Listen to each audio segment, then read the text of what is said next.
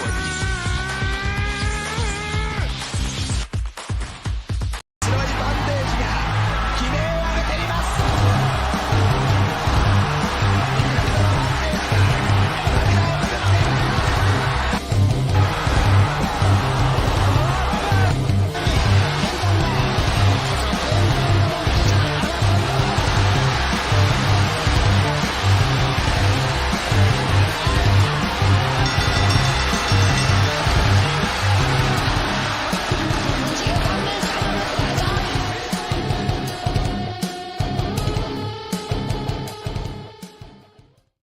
And welcome everyone to the New Japan Weekly Show here on the Bloodline Entertainment Network, ladies and gentlemen, and on COD, the host of DB's One Ivan C here with my brother, the man with the IQ that I wish that Gato could get better at. But you know what? He actually made the right decision this time.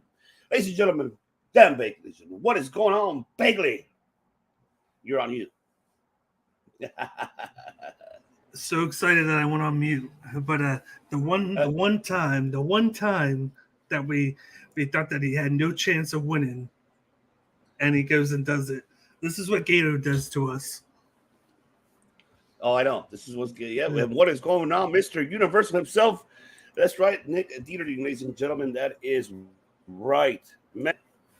Well, you're right. I mean, what a jam-packed Saturday today, ladies and gentlemen, that we have here on the Bloodline Entertainment Network. If you're watching this on Twitch, and on YouTube, all over right now, and not just only on the COD, but also on the Bloodline Entertainment Network. Today on the network, we do have a stack episode, a stack afternoon. Later on this evening, at 6 o'clock Eastern Standard Time, we do have the Outta Here podcast coming to you later on today on this Saturday's evening. And of course, we do have later on 8:30 Eastern Standard Time, we have the Roto Slappers, baby, as they'll be also live. That's right, my Tribal Chief, what is going on? And of course, to close it out for Saturday evening, we're going to have the Tim King Show later that evening. He's going to have a jam pack full of guests, and I cannot wait to see all of these shows later happening tonight. So you see, you're not only just getting professional wrestling, you're getting baseball, you're getting NFL draft, free, everything overall here on the Bloodline. A little bit of this and a little bit of that. Mm-hmm. We're trying to cover everything that you like. We're trying to cover it. That's right. That is right. And it's time to cover where we left off. Of course, this past week, we did see the the semifinals and the finals.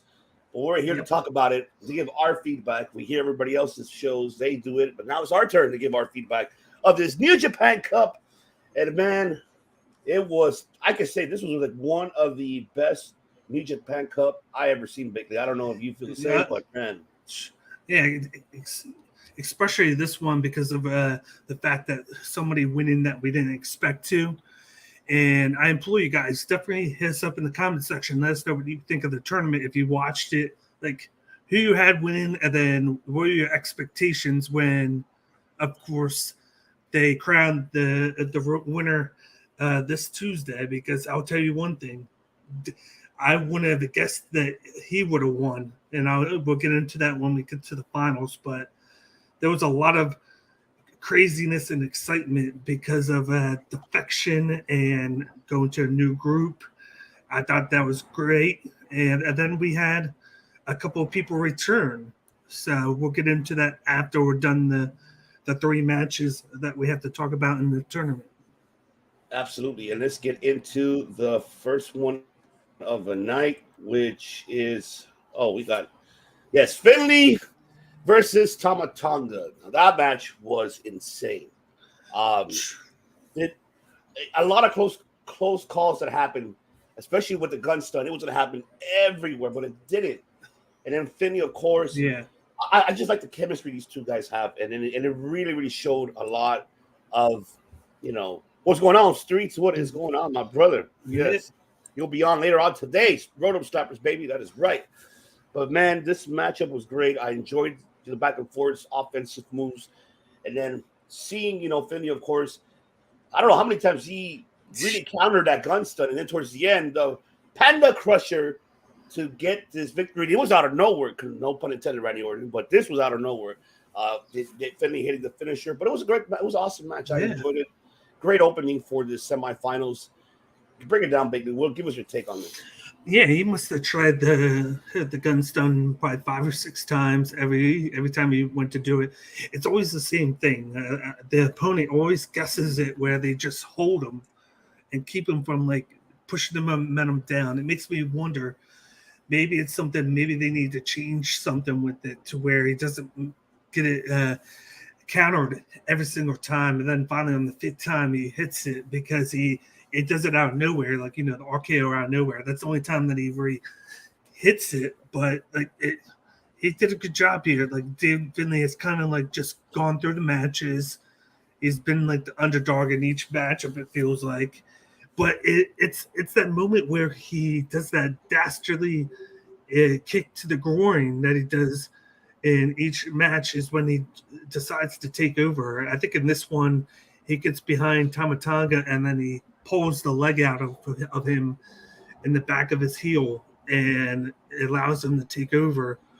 But then, of course, Tama goes to do the gun stun 2 times, gets reversed, and then he turns him around and does the trash panda to him and gets the victory. It's just these small things that he does in the matchup now where he gets it in his favor. Like he pulls out, uses the ref, he hits him in the leg. It's the things that he didn't do before because he was a good guy and now he's a heel. So I like seeing this new side of him trying to win. And then he mentioned the fact that afterwards he was like, I got to do this. He was like, I got to carry on for the family. And I'm like, last week you were just trashing your father, and now you're saying you got to carry on the family legacy.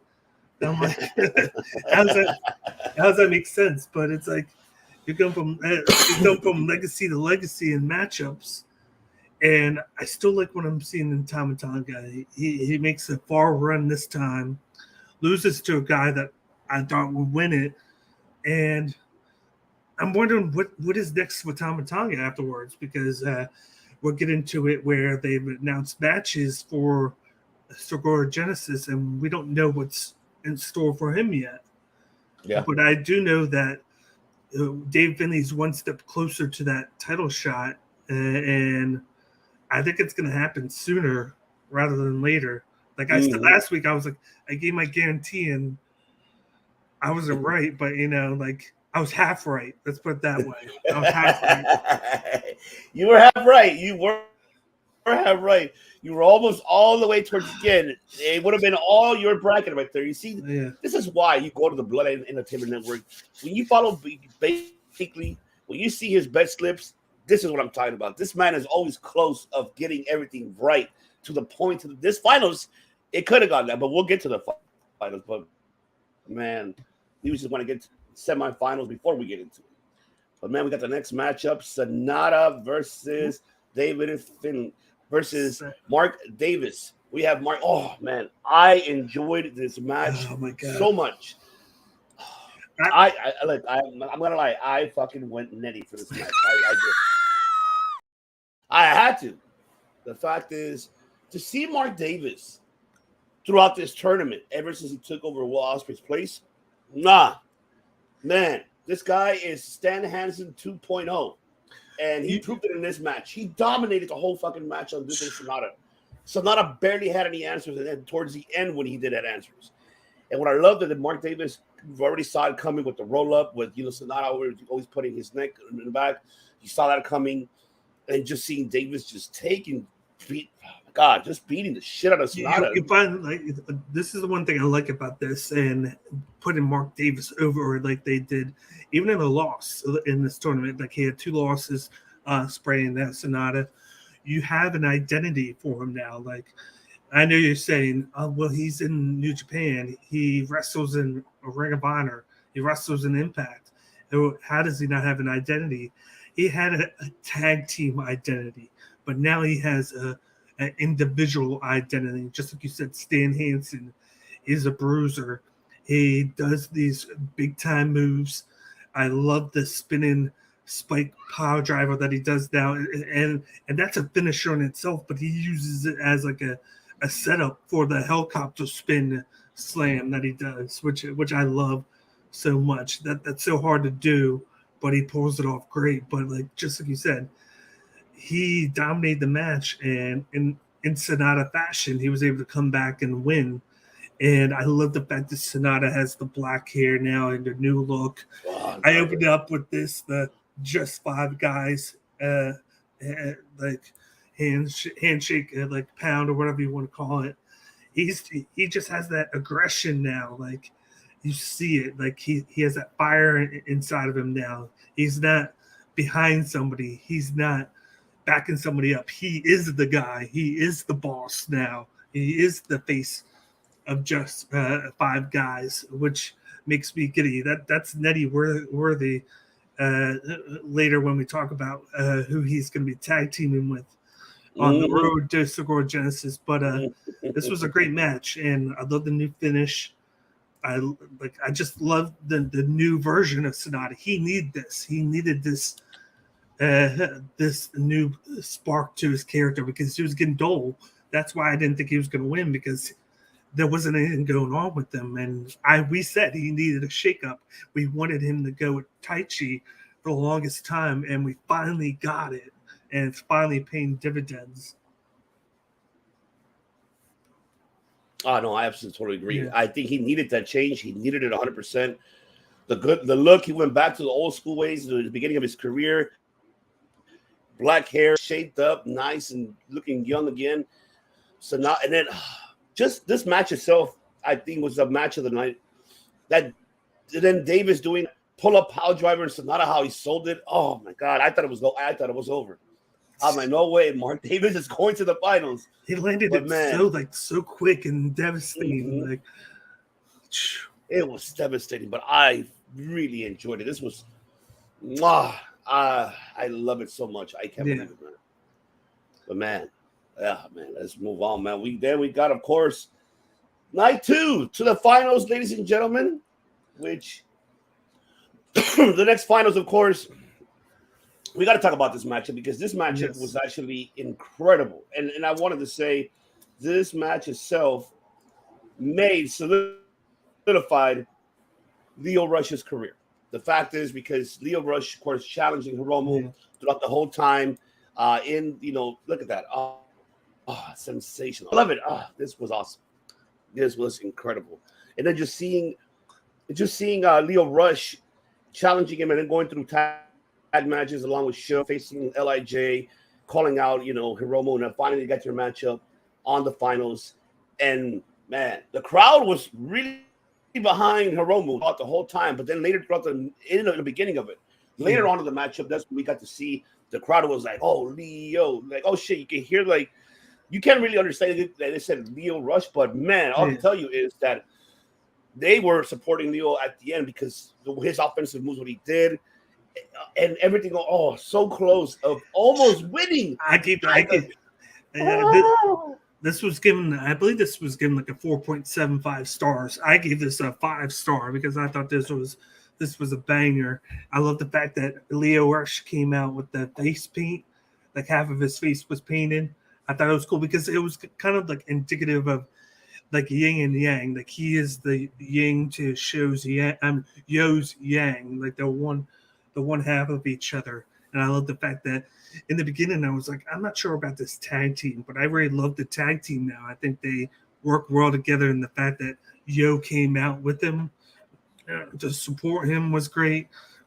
I thought the match was just banging. I love the fact that Lio Rush did he did the direct drive. He did that, and then he went to use it to set up the final hour, the frog splash. And of course, you had Hiromu who gets up, he hits Hiromu back down, goes to do it again, and Hiromu gets his knees up in time to hit him. And there's just so many reversals and high octane moves. It took 3 or 4 times of Hiromu doing, of course, the finish to get it, because at that point, Lio Rush kept on countering out of it, using his knees to flip him over and do like a clothesline. It was just in and out of the ring, top rope. You got Lio, he's the high flyer, and then you got Hiromu, who who's developed more of like a ground attack and more like power. Like I've said it all along. When he loses this belt, he needs to move up the heavyweight. That's the move that needs to be made. It's not going to happen yet, but it was just a great match. I enjoyed every minute of it. I watched it twice just because I wanted to like just digest everything that happened in this match. Good for Leo Rush. He's found a home in New Japan, and I see these guys wrestling again. We got the best of the Super Juniors coming up on May 13th, so we're going to be seeing this again. I'm telling you that now. I guarantee you this match is going to happen again. I agree. I totally agree. In this match, not only that, but just like the close calls that I really thought really thought he was going to win this. And then Hiromu, of course, with his offensive, because him doing that Death Valley to the outside, throwing Leo Rush into the barricade, and man, just shout out to Hiromu too, man. He did a great job putting over Leo Rush as well as Leo Rush putting himself over. But that was not over yet, because the matchup after that, man, bring it up, baby. You have it, bring it up, because somebody, of course, Zack Sabre Jr. came out, said we got a next opponent. And here it is, his next opponent. He is here, ladies and gentlemen. The return of Robbie Eagles, leaving Chaos as he's joined now with TMDK, as he is now a new member of the TMDK faction along with Zack Sabre Jr. And man, it makes sense because he's Australian. It's kind of funny that all the members are Australian, but Zack Sabre Jr. he is British, and he's running the whole Australian group. And I love the fact that like you didn't know who it was. And you see the clips in the beginning, and I'm like, what are the clips in the beginning of guys screaming? Mm-hmm. And it makes you think, like I watched after the third time, I'm like, oh, wait, it's him doing his submission to them and them tapping out screaming because of how painful it is to get put in his finish. And you see him come out and he starts talking. And at the end, he's like, at Segura Genesis, he was like, I'm now part of the Muddy, and the Muddy don't kneel. And then you see the picture of the TMDK shirt on him, and I got super nitty with that because I'm like, this is the guy. I've been saying this for months. We need Robbie Eagles back. Like we have this junior heavyweight division, and he has been MIA for like I think 4 months, and I'm like, where is he? This is a perfect guy who has beat the tops. He's beat Desperado. He's beat Hiromu. And now he gets his shot again, and I'm liking what happens with this. And I'm liking the fact that he's get put in a new group now, because I felt like with Chaos, he was kind of getting pushed to the side, and he needs that fresh start with his character. And what better way than to go to TMDK to get a great start? He was like, this was the match of the night for sure. Definitely so. So now we're going to get at Segura Genesis, we're getting Robbie Eagles versus Hiromu Takahashi for the junior heavyweight title, and I'm going for the upset. I am going for the upset here. You're going to go for Robbie Eagles, are you? Tell me you're going to go for Robbie Eagles. I'm going for him because he if there's anybody that knows Hiromu, it's Robbie Eagles. And I'm looking forward to that.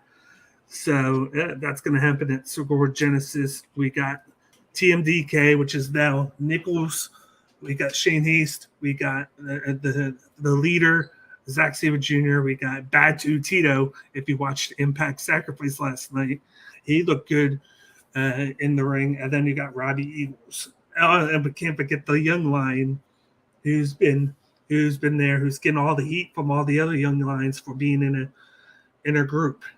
So, which is unheard of. But I didn't like him at first, but he's grown on me. Oh, look, all I know is that Robbie Eagles, to me, I like that he had like an entertainment side. Yes. And then especially if you know that when he was teaming up with Tiger Mask, and that's when I think that's when he won the junior tag team titles. Yes. Yes. And he had both at one point. He had that and the junior. And the junior, yeah. He had the junior heavyweight, yes. I'm with you, man. I think this could be Robbie Eagles' time as a heel and coming in and winning the IWGP Junior Heavyweight Championship once again, taking now you mentioned earlier getting Hiromu out of the Junior Heavyweight division. This could be the last straw for it. Maybe this could happen at Sakura Genesis. We may see that. And then not only that, we're not going to see TMDK now having belts. We have Zack Sabre now with the television title. We're going to have Robbie Eagle now being the new member having the IWGP Junior Heavyweight title. I mean, it's like, and then not only that, imagine if Shane Hayes, Bad Dude Tito, who else do you have in the TMDK that I'm trying to remember? Jesus Christ. You got Hayes and Nichols. Yeah, you got Nichols as well. So you got those three guys still could go for the never open man 6-man titles. TMDK could look strong right now. And then with this addition, I feel like it made the faction a little bit stronger because now we get to see the heel side. Yeah, you need to add these members. Like I look at this, I'm like, just not like really big, but LIJ's under fire right now. If you think about it, they're under fire. SANADA leaves, and now Robbie. Now every match that Hiromu has, he has a new guy coming out challenging them. They're coming on fire, and they got to be able to defend themselves. And at some point, they're going to have to worry. And then you got, of course, Aaron Hanare going for Shingo Takagi. Like things aren't getting easy for them. I know, I agree. And I think, and I mean, we're seeing, I think, it sucks. I think we might see the end of LIJ coming because that was Shingo being frustrated. Maybe Hiromu might, I think Hiromu's the only one, along with Bushi, who is still loyal. But something tells me that we might see Shingo being the next guy. To be like, you know what, I'm done, I'm out. And then from there, it's like you only have, who do you have? Naito's? Naito, Titan. And Titan and Bushi and Hiromu. But then Hiromu's going to be the next guy. Yeah. I mean, it sucks that it has to end that way, but it's almost the same how, but this is different though. I guess he could say that Minoru ended Suzuki Gun. Like he's like, you know what? I'm done. It's over. I want this to be, you guys go your separate ways. We do our own thing. Maybe I think Naito may get to that point because it's like LIJ is dying out little by little. They're dying, and then you have the growth of a United Empire who've never been bigger, and then now you got just 5 guys, and then you got here TMDK. You got 3 new groups in the past 3 years. Exactly, and I absolutely agree. And it's just like, man, I can't wait to see what's House of Courage, and then we're heading to the road of Sakura Genesis. So that's another thing that I can't wait to talk about for sure. Yeah. And of course, we got the finals, baby. Yeah, we got the finals. And here you go. I have it right there. There you go. There we go. SANADA versus David Finlay in the finals of the New Japan Cup. And all I can tell you, the Finlay was the one with the strong offensive moves in the beginning, towards the middle. Then clearly towards the end, this SANADA, of course, with his offensive moves as well. The way how he just really countered Panda Crush, and then the clothesline, and then hitting the signature new move. I thought Finlay was going to kick out, and he did it. And he didn't hit it the first time because he had the choke in, he had the sleeper choke in, and then he did the moonsault. Then he went to put it on again, and Finlay countered it. Went to do the trash panda, had him up in the air for a little too long, and then I think SANADA kneed him in the head and then went behind him, put him back in it, and then hit the finish. So it was like this 5 or 6 move sequence that lasted a couple minutes before he actually got it. Then he gets the pin, and everybody's like, "Oh my god!" Like didn't expect him to get the pin there, and just like he said, it was a crazy surprise. Oh, yeah. And then we get the afterwards right here. This got me so much.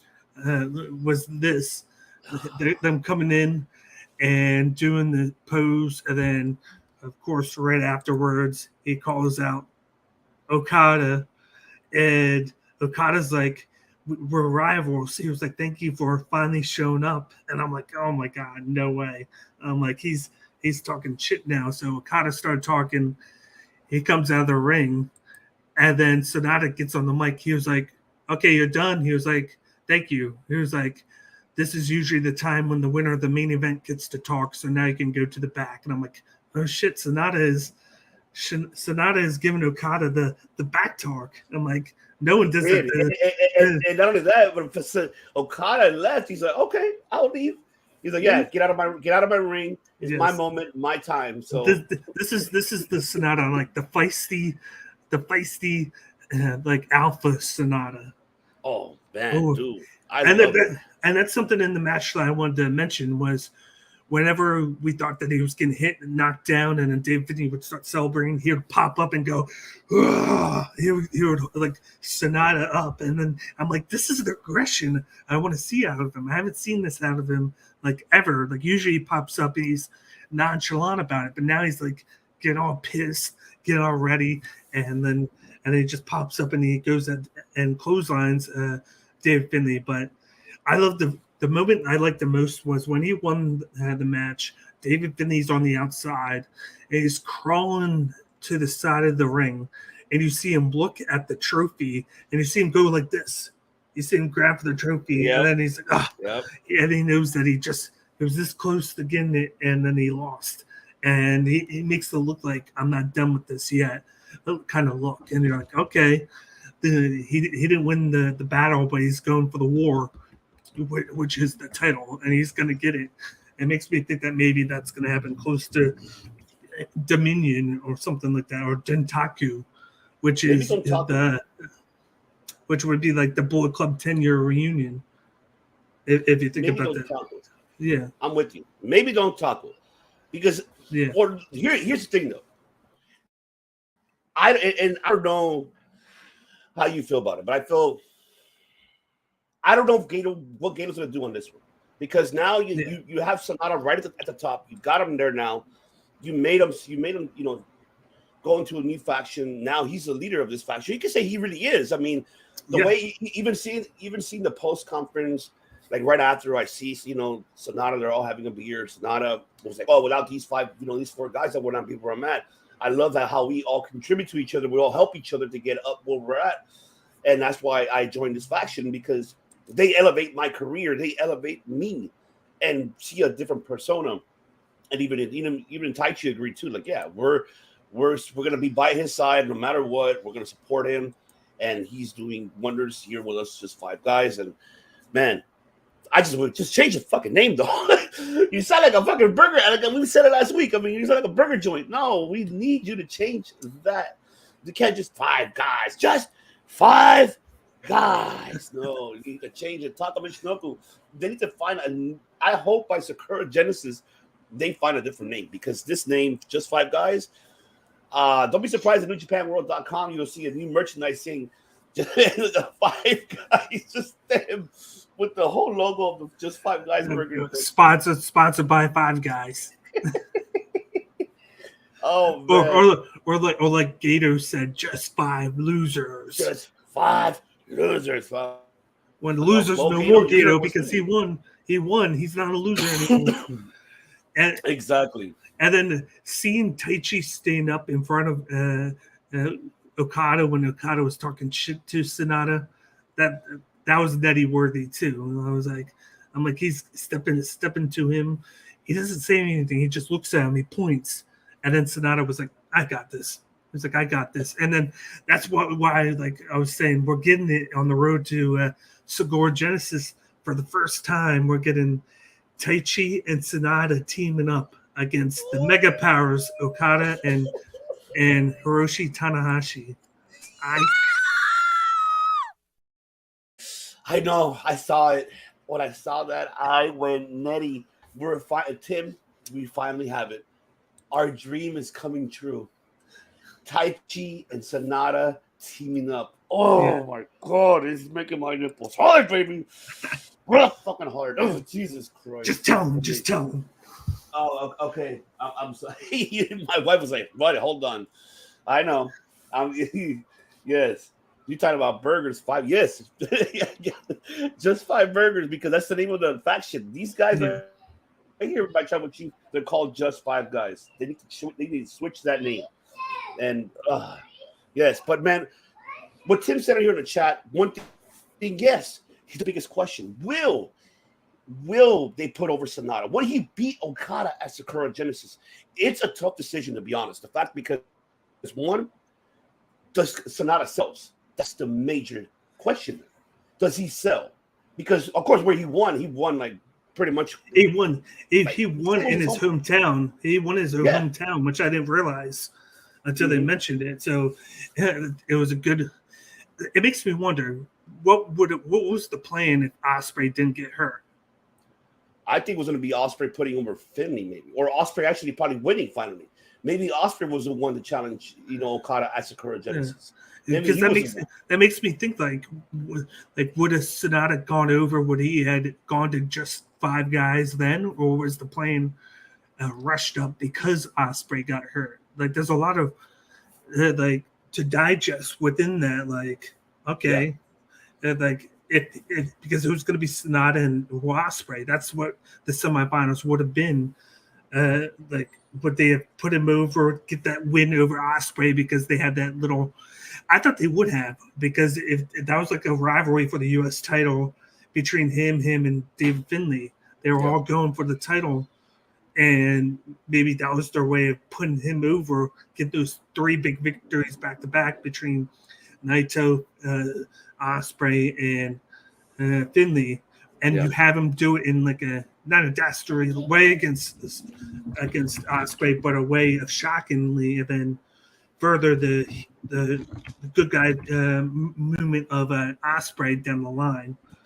But it's definitely something to think about. Like I think they should put it on him, because why would they put him over just to have him lose the title match? Yeah, I'm with you too. I think just the thing that I'm really concerned is how they're gonna go ahead and put the belt on SANADA. I hope they do, because I want him to shock the world. I want this faction to shock the world, and we finally get to see the moment we've been asking for so many years.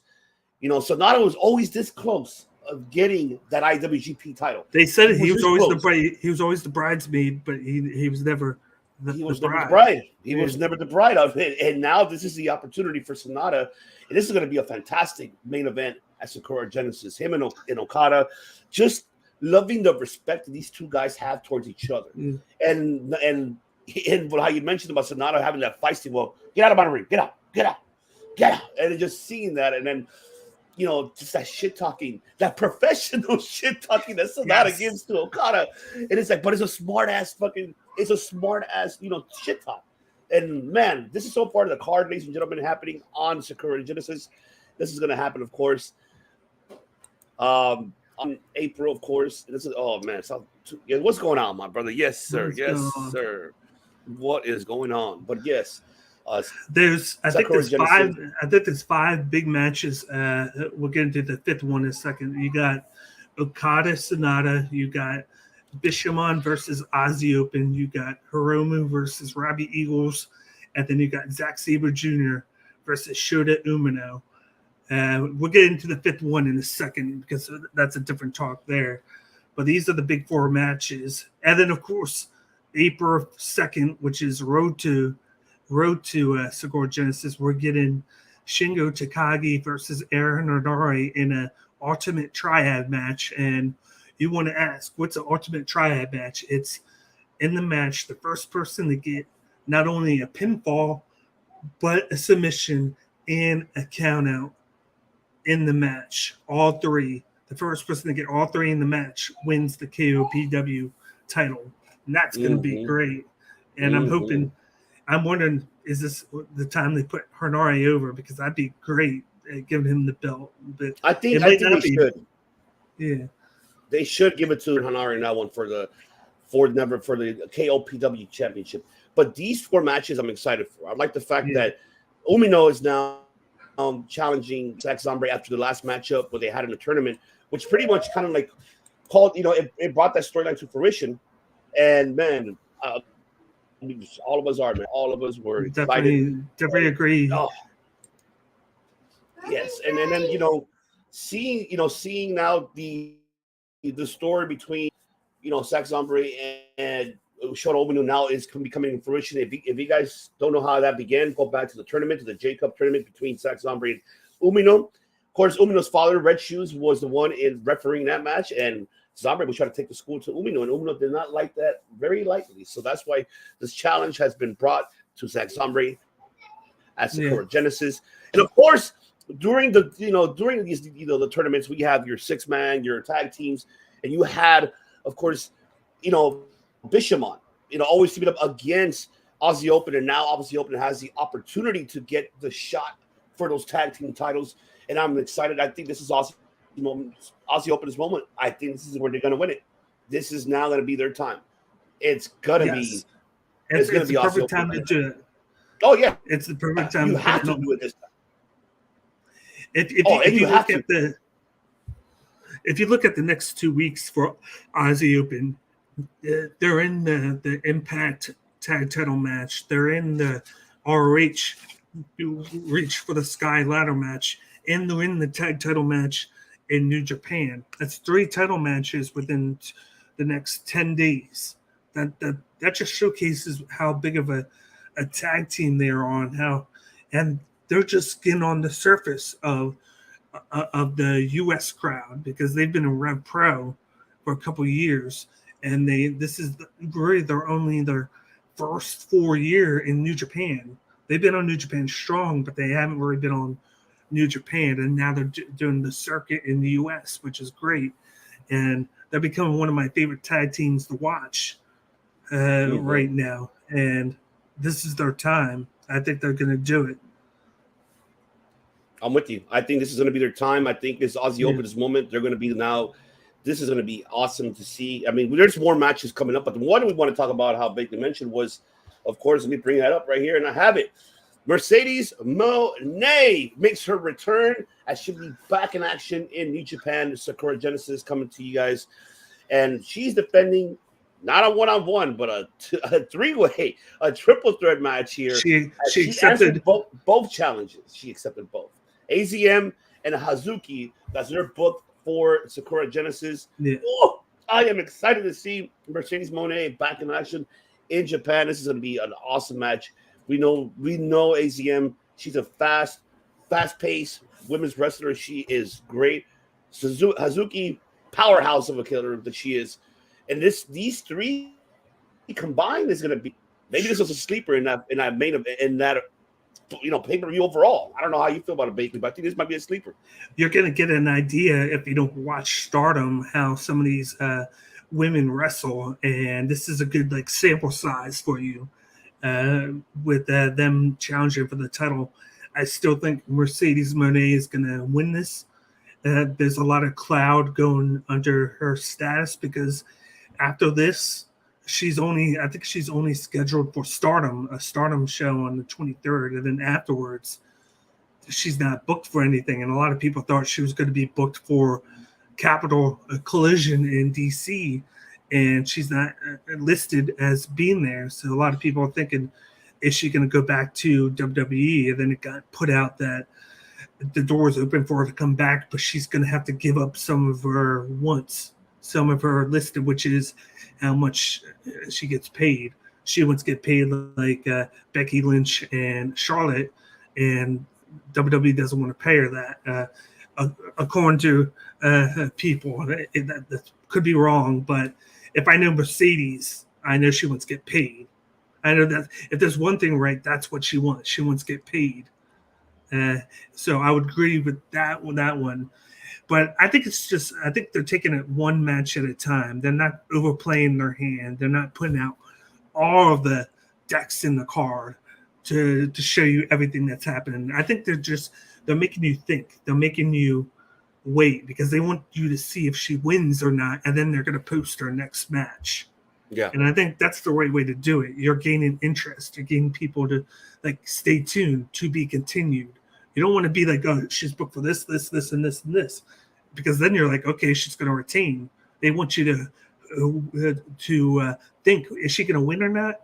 So I like the tactics that they're doing, and they're using WWE to get it done. And I'm going to love this match. Just like you said, sleeper. that match is going to be a banger. It's going to be a hell of a banger because that's going to be, oh, man. I mean, so far, the matches they have on Ace for Sakura Genesis, you have that one. You have the main event, SANADA and Okada. You have Hiromu versus Robbie Eagles. You have the Open versus Bishamon. Umino, Zack Zombie. You have LIJ in a 6-man versus just 5 guys members, Doku, Kanemaru, and Taichi. Yeah. You have Wado, Hikuleo, Tamatonga versus Bullet Club. Finley, Kenta, and ELP. You have, of course, United Empire versus House of Torture. Aaron Hanare, Jeff Cobb, Francesco Akira versus Sho. Yujiro Takahashi and Evo. So, I mean, there's more matches coming on April 8th. And don't forget, on April 3rd, they're going to have the Never Open tag match between House of Torture and, of course, Minoru Suzuki, El Desperado, and Ren Narita. Yes, that's going to be for April 3rd. That's where you're going to have the Never Open Man 6-man tag team titles. Strong Style, Ren Narita, El Desperado, Minoru versus House of Torture. That's going to be another great matchup. And I'd be remiss if I didn't mention Jeff Cobb calling out Kenny Omega again. I think we might see Jeff Cobb and Kenny Omega at Sakura Genesis for the U.S. title. He called him out. He was like, Kenny. He was like, I'm finally resorting to using Twitter now. He was like, I know you're listening. He was like, stop ducking me. He was like, I want that title shot. I know you're in AEW, but like you have that New Japan title. Let's go. And he mentioned he was going to go to St. Louis, but they never popped him up. So I'm hoping that's just part of the storyline of him going there. Maybe he does something, but they won't let him in. But I think it's brewing. Like I was thinking, it's either going to be Sakura Genesis or, like I said, it was going to be Dominion or something big like that, because they have to get the title off of Kenny Omega somehow. And with him going back and forth with Jeff Cobb, I think that'd be the perfect time to do so. Absolutely. I totally agree. I mean, oh, man, this is going to be a loaded stack. I mean, heading to the road to Genesis, Sakura Genesis. It's happening now. Bakley mentioned you're already going to have the triad match, and so much exciting. Oh my God, I'm definitely going to be tuning in, watching all these matches, man. I have to see them. There has to be, especially when it's Taichi and SANADA versus versus Okada and Tanahashi. That's going to be a killer. That's going to be a banger right there. I cannot wait. But, man, oh, my God. Love it. Love it. Love it. Love it. Well, there you have it, ladies and gentlemen. Great 46 minutes of fantastic New Japan weekly show for you guys. We'll be back for definitely going to be, talking about, but we'll probably be back not this Saturday, but the following. Because next Saturday is WrestleMania weekend, so we're going to be, busy with other shows that we have to take care of for that. But we'll be back after WrestleMania, so we can go ahead and break down at least what happened with the KOPW title, what happened with the Never Open 6-man. As we're heading to the road to Genesis, we'll be discussing those matches, and we definitely got to come back here and talk about Taichi and SANADA teaming up. That's the one that I am stoked to see, and this is honestly, before we go out, you can say this is now the best highlight for Taichi's career, because you're now facing Tanahashi and Okada. You really don't see Taichi to be on this type of these storylines. You always see him in the mid card, and now we're seeing him at main event level along with his boy SANADA. Oh, it's making me rock hard, baby, rock hard. All right, yeah, and keep an eye out, because I'm going to be going to New Japan Philadelphia Collision on April 16th. So I'm going to be putting out a vlog out for that for the New Japan show. So keep an eye out for that in the next couple of weeks, more so around the 17th. So we got that. And then after Genesis and that, we should be covering the best of the Super Juniors. That's coming up in the first or second week of May. So we got that, and then after that would be the road to Dominion. So we got a lot of stuff to cover in the next couple of months. So keep an eye out and let us know what you think. Absolutely, ladies and gentlemen. There you have it. So comment below, subscribe to the Bloodline Entertainment Network. You know, follow us here on the Bloodline Entertainment Network, all over the social medias, on Twitch, on Discord. We're there all the, every day, all day. And once again, today, do not forget, later on today in the afternoon, of course, well my time, because I'm Pacific Standard Time, ladies and gentlemen.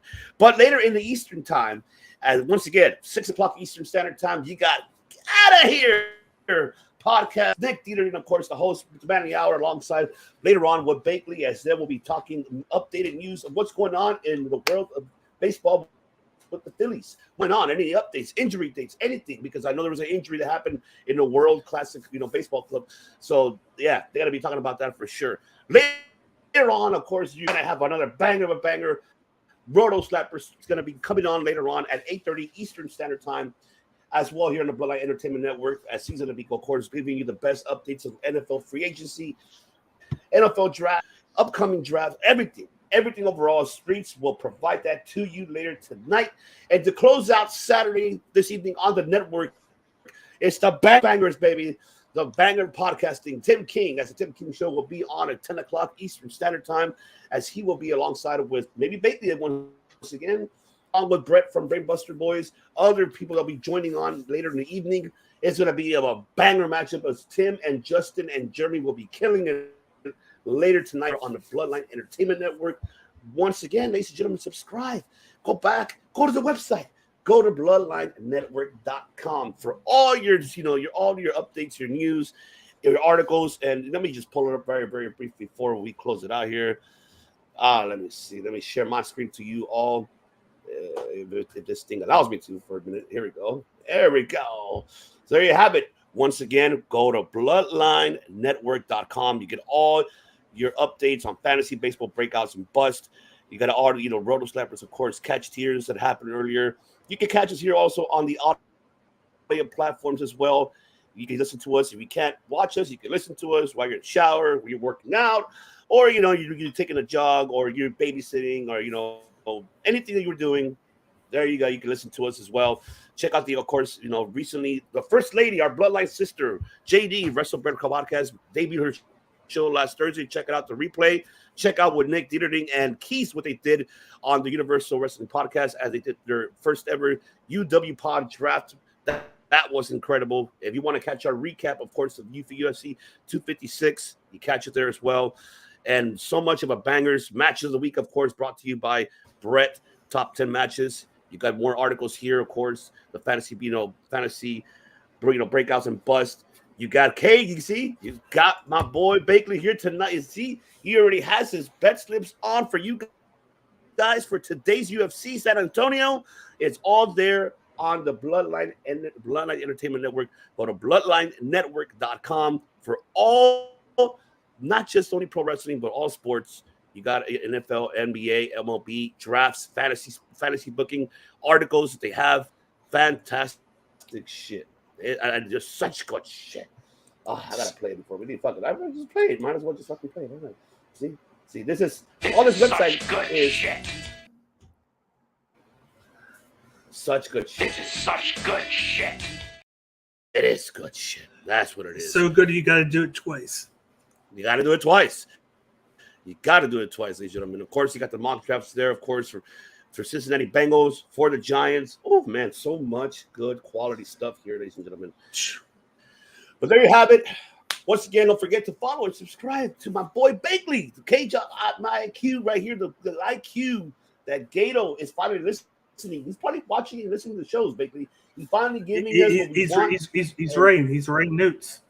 He's writing notes. He's actually writing notes. He saw our frustration with SANADA, and now he's up there, so we cannot wait. So, man, once again, ladies and gentlemen, we appreciate you all for tuning in here on this Saturday afternoon. Don't forget, don't go anywhere later on. Make sure if you're not subscribed to the Bloodline Entertainment Network, do it now. Hit that notification button while you're at it. get all, like I said, everything notifications of what's going on every day on this network. And also don't forget to follow Circle Debate as well. Follow us on our social media platforms. Follow Cage My IQ, the Tim King Show. That's where we're the trios of the New Japan. Of course, Tim was not able to make it today, but we're here. He's here with us in spirit, as it was in that. And I want to thank everybody in the chat today as well. So, ladies and gentlemen, the Bloodline Entertainment Network, Cage My IQ, CLD, everybody else. We don't just podcast. What do we do, baby? We make history. Peace. Must bid you adieu, a goodbye, mwah, and good night. Oh my God, it's so great. Bang!